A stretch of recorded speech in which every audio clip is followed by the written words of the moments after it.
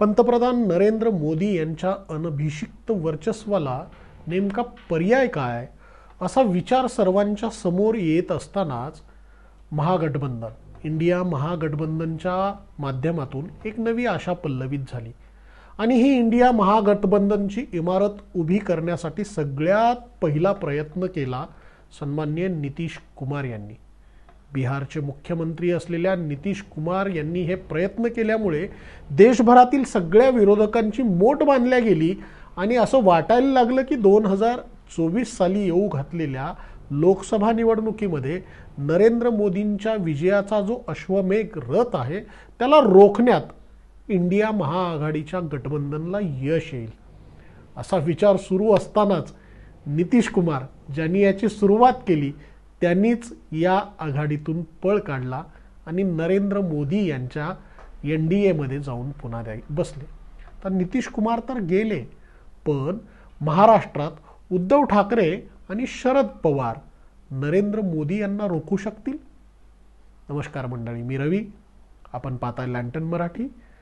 आणि इंडिया महागठबंधन जे आहे त्या सगळ्या पार्श्वभूमीवर काही महत्त्वाचे नेते आणि त्यातल्या त्यात महाराष्ट्राकडेच आपण जास्त जाणार आहोत, कारण महाराष्ट्रातले शरद पवार आणि उद्धव ठाकरे यांच्याकडे असलेल्या महाराष्ट्रातल्या जनतेची आत्ताची सहानुभूती आणि तोंडावर येऊन बसलेली लोकसभा निवडणूक पाहता नरेंद्र मोदी यांच्या यशाचा जो आलेख आहे तो आलेख रोखण्यामध्ये शरद पवार आणि उद्धव ठाकरे यांना यश येऊ शकेल का, या गोष्टीची आपण चर्चा करणार आहोत। पण त्यापूर्वी प्रमुख 3 मुद्दे, म्हणजे फक्त 3च मुद्द्यांवरती। नितीश कुमार गेले त्यामुळे भाजपला काही फटका बसेल का? उद्धव ठाकरे आणि शरद पवार हे 2 प्रमुख नेते नरेंद्र मोदी यांच्यासमोर आव्हान उभं करू शकतील का? आणि नरेंद्र मोदी नावाचा जो ब्रँड आहे जो 2014 आणि 2019 दोन्ही निवडणुकांमध्ये देशात फार गाजला, त्या ब्रँडचा आलेख आजही आकाशालाच भिडलेला आहे। तो जो ब्रँड आहे त्याला आव्हान देण्यामध्ये या 2 महाराष्ट्रातल्या दिग्गज नेत्यांना यश येईल का? आता नितीश कुमारनी इंडिया महागठबंधनची साथ सोडली आणि भाजपासोबत गेले, त्यामुळे भाजपला बिहारमध्ये खरोखरच फायदा होणार आहे का? तसं जर पाहिलं तर नितीश कुमार यांच्या येण्यामुळे भाजपला बिहारमध्ये खूप फायदा होणार नाही, झालं तर विधानसभा निवडणुकीनंतर थोडंसं नुकसानच होईल। कारण मागच्या विधानसभा निवडणुकीमध्ये RJD लालू प्रसाद यांचा RJD आणि भाजप या दोघांमध्ये फक्त एका जागेचा फरक आहे। RJDला 79 जागा मिळाल्या आणि भाजपला 78। ज्या नितीश कुमार यांच्यावरती RJD आणि भाजप दोघांनीही नेतृत्वाची जबाबदारी सोपवली त्यांच्या पक्षाला उण्यापुऱ्या 45 जागा विधानसभा निवडणुकीत मिळाल्या आणि काँग्रेसला फक्त 19। त्यामुळे नितीश कुमार भाजपाकडे गेल्यामुळे भाजपाला लोकसभा निवडणुकीमध्ये खूप काही हाताला लागेल असं नाही, पण देशभरामध्ये जे एक परसेप्शन बिल्ड करायचंय की ज्या नितीश कुमारांनी इंडिया आघाडीची ही इमारत उभी केली त्यांच्याच हातून या इमारतीची पहिली वीट काढून घेण्यामध्ये नरेंद्र मोदींना यश आलं आणि महागठबंधनचा जो आत्मविश्वास आहे त्याला धक्का देण्याचं काम त्यांना करता येऊ शकेल। आता आपण म्हटलं की उद्धव ठाकरे आणि शरद पवार हे 2 नेते मोदींचा रथ रोखू शकतील का? आता याच 2 नेत्यांची का चर्चा करायची? देशात तसं जर पाहिलं तर नरेंद्र मोदी यांच्या नेतृत्वाखालील भाजपानं 2019 मध्ये लढलेल्या एकूण जागा जर आपण काढल्या तर फक्त 343 जागावर कमळ चिन्ह घेऊन नरेंद्र मोदी यांचे उमेदवार उभे होते। 343 पैकी 303 जागा त्यांनी जिंकल्या, 200 जागावर ते लढलेच नव्हते। या ज्या न लढलेल्या जागा आहेत त्याच्यामध्ये तामिळनाडू, आंध्र प्रदेश आणि केरळ या 3 राज्यात सर्वाधिक जागा आहेत। या 3 राज्यामध्ये 81 जागा आहेत जिथे भाजपाच्या हाताला काहीच आलेलं नव्हतं। त्यानंतर महाराष्ट्र, बिहार आणि पंजाब हे 3 राज्य असे आहेत ज्या 3 राज्यामध्ये एकूण 47 जागा आहेत जिथे भाजपाला या 47 जागांवरती कमळ चिन्हावरती एकही जागा आतापर्यंत निवडून आणता आली नाही। 2009, 2014 आणि 2019 या 3 निवडणुकीमध्ये या 47 मध्ये बारामतीची देखील एक आहे।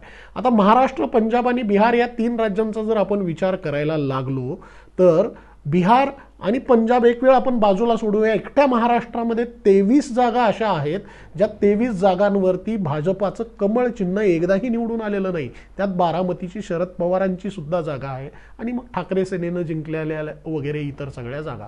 त्यामुळे महाराष्ट्रात शरद पवार आणि उद्धव ठाकरे हे दोघं यांना रोखू शकतात का?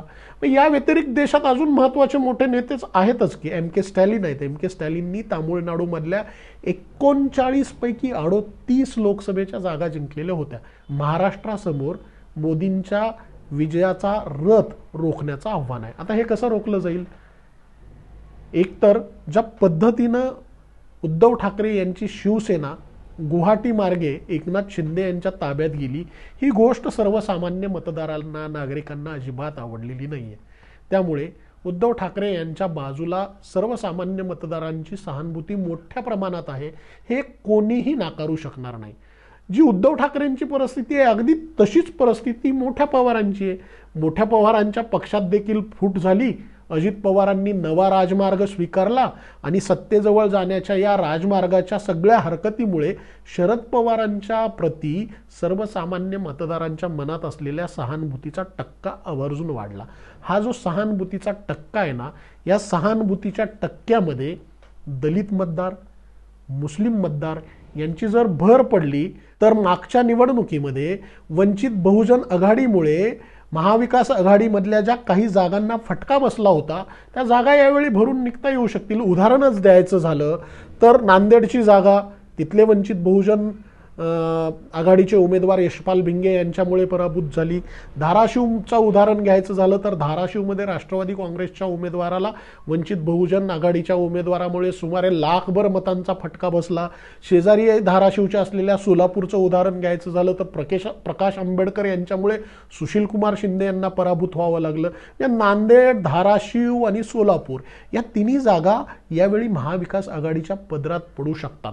किंवा मग उद्धव ठाकरेंच्याच बाजूने विचार करायचा झाला तर मेरी झांसी नहीं दूंगी असा आयुर्भाव घेऊन भावना गवळी सातत्यानं आपल्याला बोलताना दिसतात.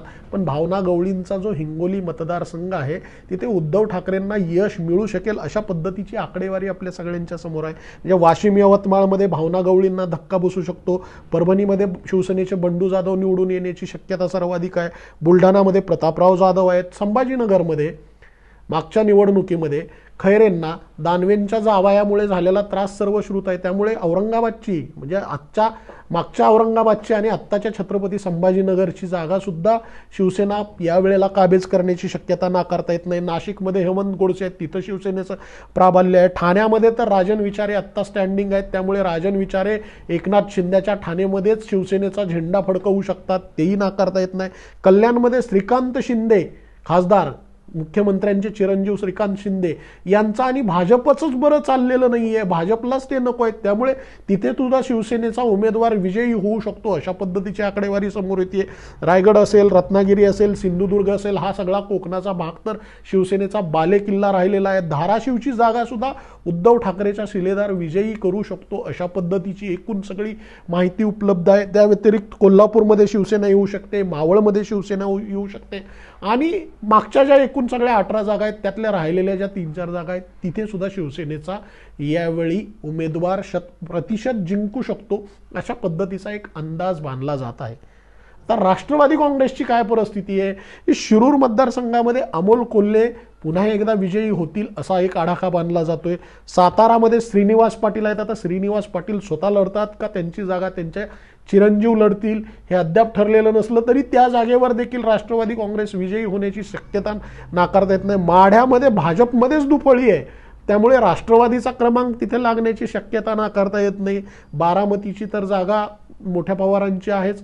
यावेळी अजित पवार आणि मोठे पवार यांच्यामध्येच कदाचित धुमश्चक्री होऊ शकते.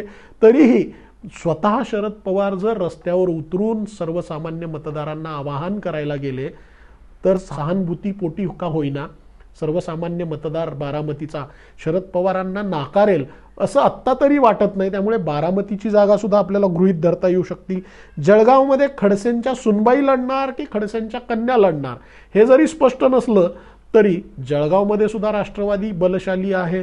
त्या व्यतिरिक्त बीड, रावेर, दिंडोरी, नगर अशा ठिकाणी सुद्धा राष्ट्रवादीचा टक्का पोहोचू शकतो. एकंदरीत काय, भाजपाचं महाराष्ट्रातलं 40+ 40पेक्षा अधिक जागा जिंकण्याचं जे स्वप्न आहे, त्या स्वप्नाला तडा देण्याची ताकद आत्ता यावेळी उद्धव ठाकरे आणि शरद पवार या 2 मातब्बर नेत्यांच्या ठिकाणी आहे. त्यात त्यांच्या वाट्याला असलेली सहानुभूतीमध्ये वंचित बहुजन आघाडीच्या माध्यमातून दलित मतांचं समर्थन आणि मागच्या वेळेला मुस्लिम मतदार जो काही प्रमाणात MIM कडे गेलेला होता, तो जर पुन्हा महाविकास आघाडीकडे परतला तर त्याचाही टक्का वाढल्यामुळे महाविकास आघाडीला त्याचा फरक पडू शकेल. आता या सगळ्या गोष्टी असताना सुद्धा भाजपाकडे नरेंद्र मोदी नावाचा ब्रँड आहे आणि हा जो नरेंद्र मोदी नावाचा ब्रँड आहे, त्या ब्रँडची जादू 2014 आणि 2019च्या निवडणुकीमध्ये आपण पाहिलेली आहे. म्हणजे 343 जागा लढवून फक्त 303 जागा जिंकणारा भाजप पक्ष नरेंद्र मोदी यांच्या एकूण नेतृत्वावर विश्वास ठेवून पुढे चाललेला आहे. 1980च्या दशकामध्ये जर तुम्ही पाहिलं तर तेव्हापासून एक म्हण प्रचलित आहे, आज सुद्धा तुम्ही अनेकदा ती ऐकली असेल, की इंदिरा इज इंडिया किंवा इंडिया इज इंदिरा असं म्हटलं जायचं. म्हणजे इंदिरा गांधीला पाहून लोक मतदान करतात अशी एकूण ती परिस्थिती होती 1980च्या दशकात. अगदी आत्ताची परिस्थिती तीच आहे. मोदी है तो मुमकिन है अशा पद्धतीने सगळेजण बोलतात आणि सर्वसामान्य मतदार भाजपाला किती मतदान करतो आणि नरेंद्र मोदीला किती करतो असा जर प्रश्न विचारला, तुम्ही मतदान कोणाला करणार आहात, नरेंद्र मोदीला की भाजपाला, तर नरेंद्र मोदीला अशा पद्धतीचं सामान्य मतदाराचं उत्तर येतं. 200 जागा अशा आहेत ज्या 2009, 2014 आणि 2019च्या तिन्ही निवडणुकांमध्ये भाजपाने कमळ चिन्हावर अजिबात लढलेल्या नाहीत. 200 जागा, या 200 जागांपैकी 94 जागा ते सातत्यानं आपल्या मित्र पक्षाला देत होते. आता या 94 जागांवरती भाजपानं स्वतःची तयारी सुरू केलेली आहे. साधारणपणे या 200 पैकी 130 जागांची पहिली यादी सर्वात अगोदर ते जाहीर करणार आहेत. म्हणजे तिथल्या उमेदवारांना सर्वाधिक वेळ मिळेल निवडणुकीला सामोरे जायला. आणि महाराष्ट्रात, बिहारमध्ये किंवा पंजाबमध्ये शिरोमणी दल जो पूर्वीचा मित्र आहे, आत्ता विरोधातला आहे, तिथे काही फटका बसला तर त्या जागांची बेरीज या 200 जागांमधून करण्याचा प्रयत्न आहे.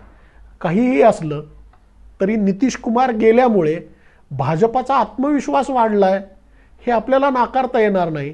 आणि इंडिया महागठबंधनमध्ये असलेल्या अन्य सगळ्या साथीदारांना यावेळेला काही खरं नाही, यंदाची डील डन आहे, पुन्हा यावेळी नरेंद्र मोदीच निवडून येतात अशा पद्धतीचं एकूण खच्चीकरण, मानसिक खच्चीकरण झालेलं आहे.